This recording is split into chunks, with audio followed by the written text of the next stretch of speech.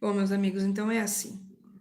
O trechinho que eu separei aqui para este momento é: Vinde a mim, vós que estáis cansados. E esse é um trecho que ele está lá em Mateus 11:28. E eu gostaria de começar lembrando aqui uma, uma fase da minha vida, há bastante tempo, quando eu estava passando por um processo bastante difícil e doloroso. E eu me lembro que então a minha sogra, ela dizia, é, ela me dizia o seguinte, na simplicidade dela, né, de uma senhora já de idade e com toda a simplicidade, ela dizia: não rejeite a tua cruz, porque lá na frente isso irá te fazer falta. Então, assim, na época, eu me lembro que eu não entendi o que ela estava me dizendo, sabe? Eu não entendi. E além de não entender, eu ainda ignorei, né? Isso já tem uns quase 15 anos, eu acredito. Mas depois de vivenciar tantas situações, enfim, as dificuldades que a vida vai nos apresentando ao longo da nossa caminhada, hoje eu entendo essa questão de nós não rejeitarmos a nossa, a nossa cruz. Né? O que seria a nossa cruz? Os desafios que nós passamos, as dificuldades que nós passamos, a necessidade que a gente tem de enfrentar as situações e amadurecer e viver esse processo, às vezes, que é doloroso, quando você não tem outra saída a não ser ir adiante, enfim. Hoje eu consigo compreender assim bem melhor isso tudo, né? O fato é que nós só crescemos quando pessoa, quando enfrentamos esse processo de sofrimento que nos chega. E até tem o exemplo da ostra, né? A ostra, ela só gera pérolas quando ela é ferida, né? Quando vai um grãozinho de areia lá para dentro dela e ela sofre um ferimento, então o próprio corpo dela, ele cria aquela cápsula protetora que depois se torna uma joia preciosa. E assim também somos nós, né? Durante o nosso processo aí de enfrentamento das situações que nós vamos vivenciando, nós vamos também nos tornando mais experientes e produzindo aí as nossas pérolas. Hoje eu sei que tomar a minha cruz, seguir Jesus, não é no sentido literal, mas enfrentando essas situações, né, seguir os ensinamentos, colocar em prática, né, de acordo com os nossos valores, com os nossos princípios, né, com a ética, com a moral, né, e seguindo aí os mandamentos que ele nos deixou, né, que Jesus nos deixou. Autoexaminar se aquilo que eu estou fazendo reforça o respeito por mim mesma e também pelos demais, pelas demais pessoas, né, com quem eu convivo.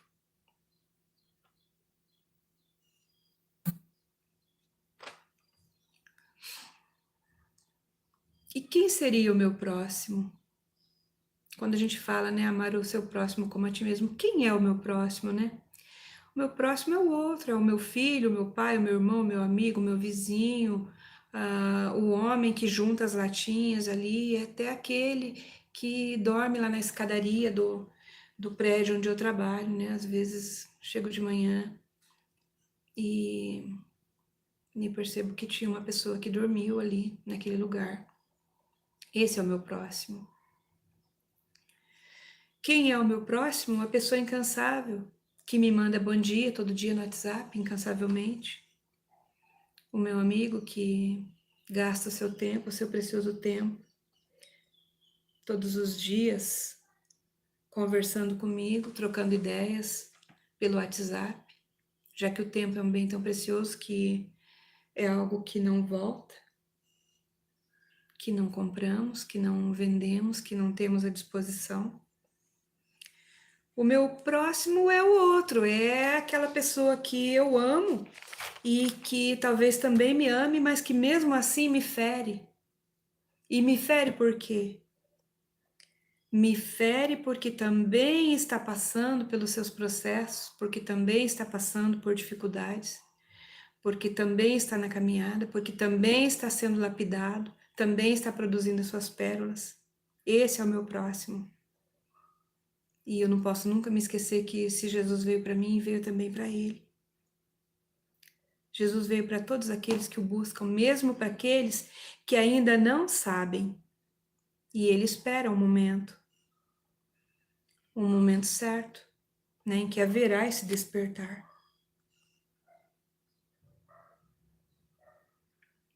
Jesus veio para aquele que se esconde no torpor dos vícios, todo tipo de vício. Veio para o menino que de tanta dor se esconde nos jogos, no isolamento.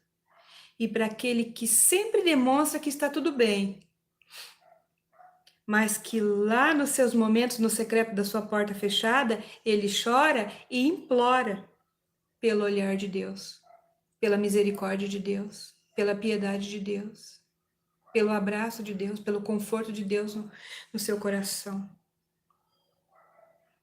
Hoje eu entendo que, depois de tantos anos, o que queria dizer é que ele não rejeite a sua cruz, porque lá na frente ela te fará falta. Porque o aprendizado que eu não tive naquela época, talvez ele esteja me faltando hoje, quando eu preciso aconselhar um filho, quando eu preciso trocar ideias com os amigos, quando eu preciso aconselhar a minha filha, quando eu preciso conversar com os meus netos, com os meus amigos, quando eu preciso fazer essa troca, dialogar, porque é só assim que a gente cresce, trocando experiências.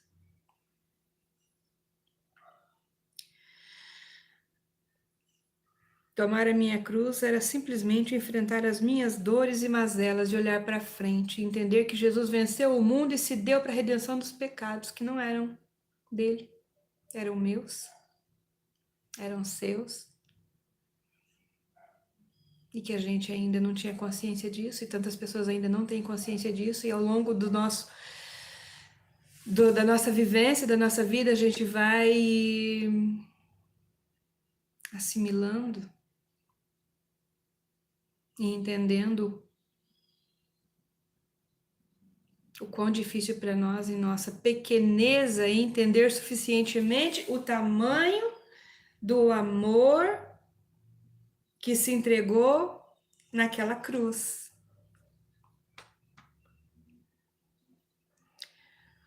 Hoje, depois de tanto tempo, eu não só entendo como eu compreendo melhor, assim, esse processo de tomar a minha cruz e seguir Jesus. E através dessa cruz é que eu sou chamada para viver o que me levou a errar no caminho, às vezes, e me afastar do amor dele. É o estar revisitando memórias, me permitir perdão, auto-perdão, reconhecer quantas vezes eu errei, mesmo sem sabendo, mesmo sem estar ciente do que estava ocorrendo. Porque hoje eu consigo compreender, com a ajuda de Cristo, que é com Ele que eu posso ter a dignidade que só Ele confere. E é olhando e enfrentando as nossas mazelas e refazendo o caminho, e talvez errando novamente, e aprendendo novamente, e errando novamente, e reconhecendo novamente, é que nós vamos atingindo a nossa maturidade e vencendo os nossos dias aqui, neste plano. Quando as nossas máscaras caem bem diante dos nossos olhos, que nós temos a verdadeira possibilidade de crescer com Ele ao nosso lado e ser melhores, não melhor do que o outro, do que a outra, do que o nosso colega, do que o nosso amigo, do que o nosso vizinho, do que o nosso irmão, não melhor do que ninguém, mas melhor do que nós mesmos. E se a gente está vivenciando essa evolução, é porque alguém está propiciando isso para nós. Alguém que verdadeiramente nos ama e nos quer livres. Tomemos então a nossa cruz e sigamos Jesus. Na dúvida, e sempre temos dúvidas, que a gente se pergunte: Jesus, e agora? O que queres, Senhor, que eu faça? Lembro que quando eu era criança ia na igreja, tinha uma música, um hino que a gente cantava na igreja, ele dizia assim: Senhor, que queres que eu faça? Senhor, que queres de mim? Mostra-me os teus caminhos, Senhor, que queres de mim? E é isso, a gente às vezes não sabe, mas a gente pode sempre perguntar, Senhor, o que queres que eu faça? E parar para ouvir a resposta. E parar para compreender a resposta dele para nós. As nossas batalhas, elas sempre serão superadas, porque nós estamos aqui neste plano para aprender, para evoluir, para crescer, para passar de fase, para mudar para um outro nível, para ganhar as nossas bênçãos, os nossos milagres.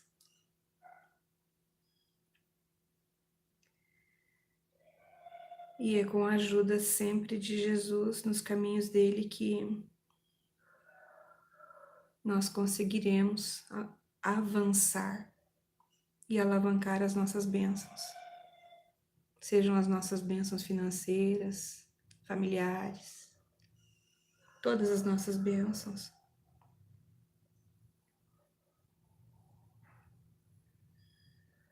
As batalhas sempre serão superadas, mas virão outras. E vale a gente lembrar dos mandamentos que Jesus nos deixou: amar a Deus sobre todas as coisas e ao próximo como a ti mesmo. E como é que a gente consegue amar ao nosso próximo quando a gente mesmo não se ama? Quando a gente traz na nossa vivência tantas crenças de não merecimento? Quando a gente sente que a nossa prosperidade ela está devagar, e por mais que tentemos e lutemos e sigamos, às vezes a gente percebe que está tudo tão devagar, né? Como que a gente consegue amar a nós mesmos? Como Ele nos ama, né? Nos examinando, refletindo sobre as nossas ações,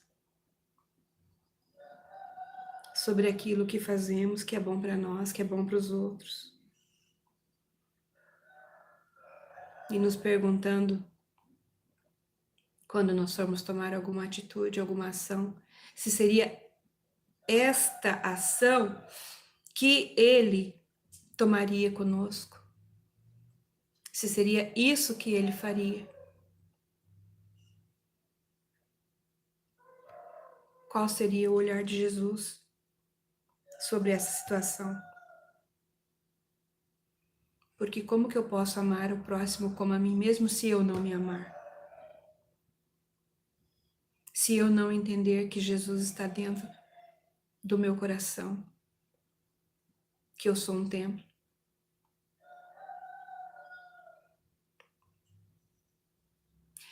O meu próximo, o outro, ele é um reflexo de mim mesmo. Ele é um reflexo de Jesus. Mesmo que ainda este outro não esteja sendo, porque ele não sabe, porque ele não se deu conta. São tantas pessoas sofrendo, buscando em lugares errados. Tem tantas pessoas buscando em lugares errados e ainda não se deu conta. porque nós somos frágeis. Nós somos frágeis e nós temos uma visão, muitas vezes, dúbia, equivocada e muitas vezes deturpada sobre a nossa própria condição.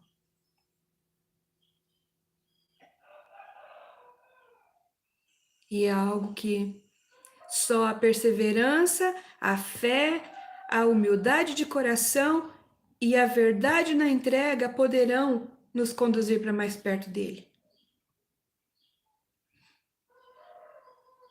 Aí nós poderíamos vivenciar a palavra que diz que aquele que tem muito, mais será dado. Que a gente sempre se lembre de ser para o outro aquilo que a gente gostaria que fossem para nós. Que a gente faça para o outro aquilo que a gente gostaria que fosse feito para nós. E que a gente não faça para o outro aquilo que a gente não gostaria que fosse feito para nós. Nessa condição que temos de amar o próximo como a nós mesmos. Como que você vai querer receber uma coisa que você não dá?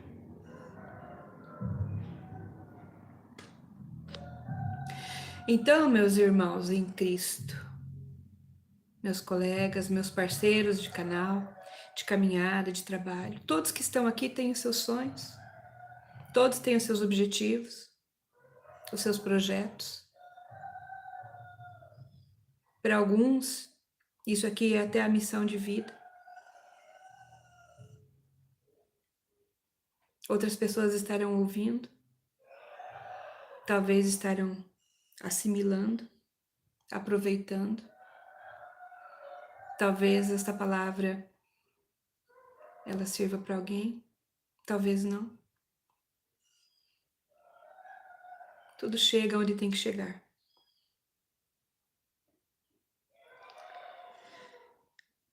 E assim, a quem Ele quiser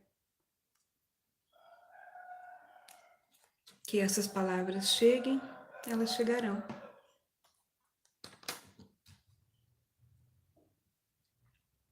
E para nós fica sempre o alerta. Vigiai, orai. Se dedica, vigia e ora e se entrega para a condução dele na tua vida. E não disperse a tua atenção e o teu caminho. Revisa sempre aquilo que você está fazendo, se condiz com a vontade dele para nós. Porque não há outro caminho. Ou melhor, há. Mas mais dia menos dias,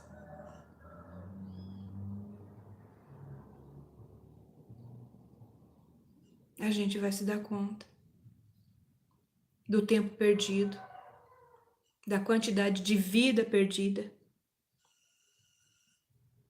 E aí a gente vai buscar o retorno. E quanto mais tarde, talvez seja mais difícil.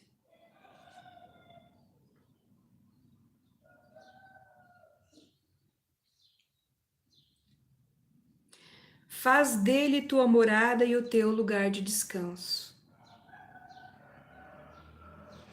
Às vezes a gente busca tantas coisas em tantos lugares e nada é real e satisfatório. Mas quando você tem uma verdadeira experiência com ele, aí a gente encontra essa satisfação. Esse calor que aquece o coração e que te faz ter o desejo e a firme convicção de estar sempre mais próximo. E eu gostaria de finalizar essa palavra com um pequeno trechinho aqui que eu destaquei, que fica no livro do Eclesiástico, no capítulo 11, no versículo 21. Ele diz o seguinte: Permanece firme em tua aliança com Deus. Que isso seja sempre o assunto de suas conversas. E envelhece praticando os mandamentos.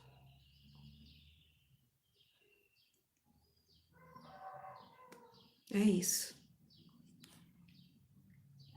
Que assim seja. Gratidão, meus amigos. Vejo que temos vários amigos aqui.